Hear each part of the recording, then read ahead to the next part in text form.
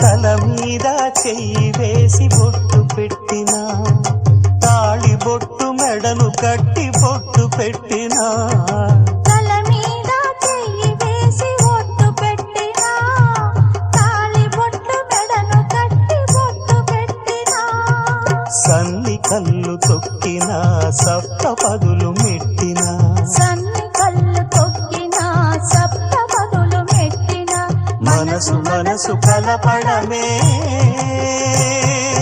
మంత్రం పరమార్థం.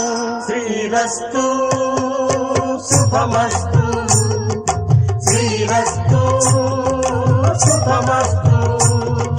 శ్రీకారం చుట్టుకుంది పెళ్లి పుస్తకం, ఇక ఆకారం దాచుతుంది కొత్త జీవితం.